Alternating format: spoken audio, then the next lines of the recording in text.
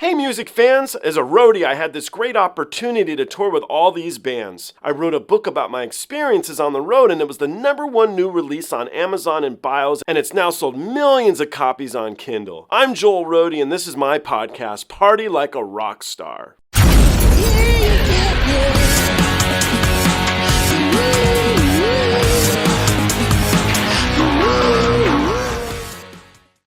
Have we ever heard of a band called One OK Rock? Again, out of Japan.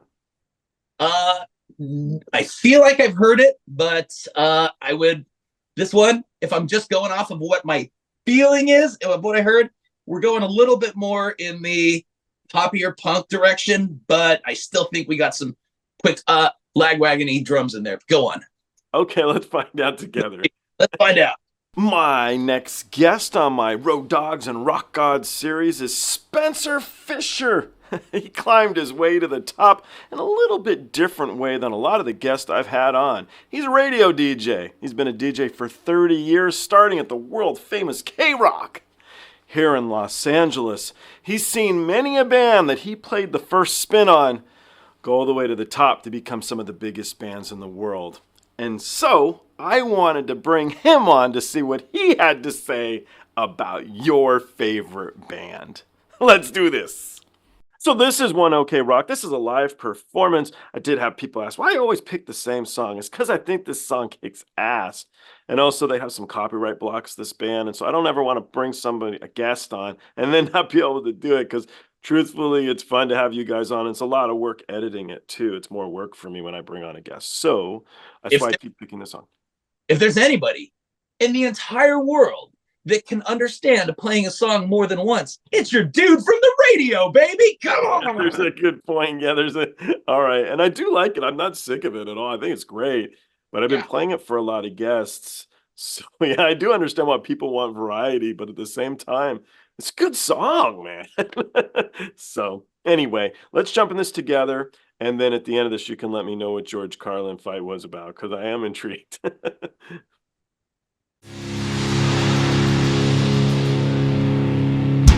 away, run away, run away, you don't know who to run from. Nowhere to go, nowhere to go, nowhere to go, no road is left to run. I was born with hurt. Be my scuba, shake me up. Bring it on, bring it on, bring it on, 'cause we haven't had enough.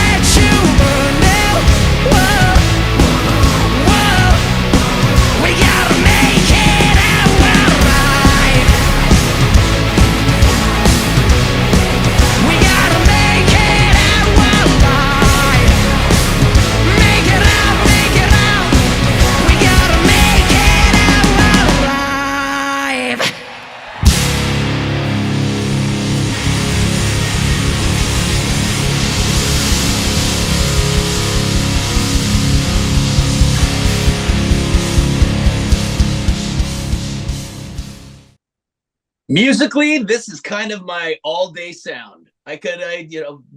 Stuff like this is always playing around me. I don't know if everybody knows this, but here's a One OK Rocked fact that you can check out the accuracy of later. When the band got signed, they got 5 vouchers at the Millennial Tattoo Shop, but the singer took all of them, got 5 brand new tattoos, and left everybody else in the band tattoo-less. Watch it again. Go back and watch it again. You can see it. My favorite part there is you said 5, but you went like this. Yeah, right. I read it, so I had to repeat myself. That's great. I had to give you a hard time, but all right. Point. That's 6. No. All right. So yeah, good time. This is a band that has a sound that I kind of, like I said, is kind of my all day sound. Yep. Yeah, I feel like also I'm now immediately going to start going to Japanese music festivals. That is how you do it. Like, I have not seen one live performance today that didn't look like that was the show that I would really like to be at. Yeah, they're great audiences too, man. Everybody seems to be enjoying themselves. They're into the vibe. It seems pretty chill. It's cool, man. It's good. This band's more to me like just straightforward rock. It's just easy, cruising. I described it. I'm like, that's kind of an all day sound for me. It's just, there. And then we cut it halftime in the middle. And that's how you know when a good song is a good song when it performs to expectations. So when I sat there and felt the build and then knew I was going to get that head, the halftime head nod, at that moment, I thank the band because that gave me exactly what my soul needed in that moment. So cool. Yeah, I like it. It's addictive. Great hook. Make it out alive. Such a good hook. So yeah. All right. Let me hear this George Carlin. How do you fight with George Carlin, man? He's an icon. I get it. And as I told you, I had Lee Ving punch me in the back of the head. I went about my business. I just turned around, had a quick conversation like, hey, I'm going to say your band name and throw some of this stuff out on stage. Is that okay with you? And he goes, oh, bing, bing, bing, beep. Yeah, sorry, I thought you were somebody else. I'm like, what did you think I was? But probably just some kid jumping on the mic. And then I told you that Mark from Guttermouth dumped urine on me. And I'm still smiling because that's rough. People can do messed up stuff to me all day, and I'll take it. That's my job in this world. Like, if it's a big deal, I'll make something of it. If I can get past it, I will. But when somebody's mean to somebody that I care about, that's when I start getting like a little snippy. And in 2 cases, one with Henry Rollins and one with George Carlin. I love Rollins too. my co-host Hoke at the time, being very pleasant, making conversation, and the individual at the other end of the line takes exception to a weird degree. And here's the George Carlin conversation. George is playing at the Arlington Theater in Santa Barbara. So as a result, he's jumping on, doing his press and all this. He's on with our show, and he's George Carlin. So he's not showing up live. He's just going to do this on the phone, right? So you're limited to people are a little ballsier behind a keyboard, or when they have, the number 5 going for them. No, I'm just kidding. They're a little ballsier when right. But when you're on the phone, you can kind of go for it a little more. And the conversation was this. So George, what's it like being a touring comedian with your success and at this day and age? He says, it's actually pretty nice. I fly around in my own private jet. My wife and I have a couple that we like to go around and travel with and attend shows. And it's really just the right kind of feel or the right kind of experience for me at this time in my career. And he says, wow, that just sounds like one hell of a party. And George goes, what do you mean by that? He goes, I mean, it just sounds like a good time. He goes, no, what kind of party do you mean? And I'm like, what? And he goes, no, I'm talking to the other guy. And I'm like, whoa, George, you're going to want to hold up right there.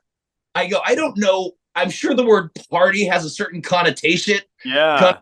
For somebody with a ponytail from the 80s, whatever the deal is.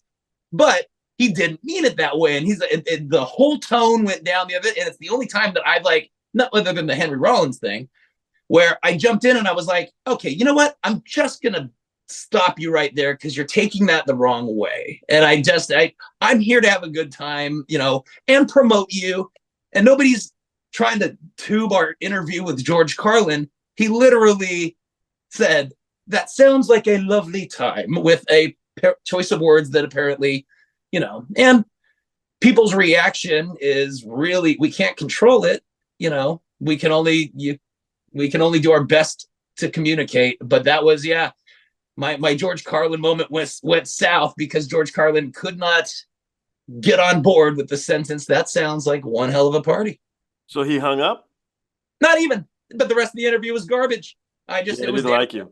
All right, George Carlin at the Arlington Theater this Thursday, blah, blah, blah, blah, blah. So Did you ever see the one with Billy Bob Thornton where he hates the guy? It's in Canada.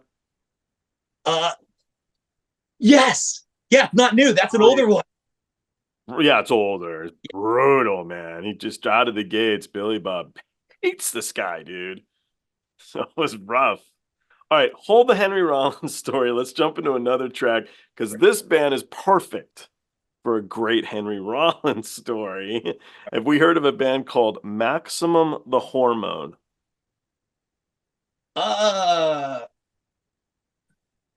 feel like I'm failing you every time I don't know one of these bands. No, you're not failing, but if you'd heard of them, I would have been like, really? Because they're great. That's cool. So, all right, they're new for me. Let's check them out. Okay, let's check it out.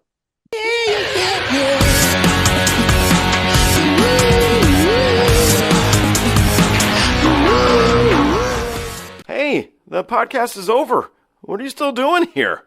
Well, while you're here, like and subscribe. Thanks.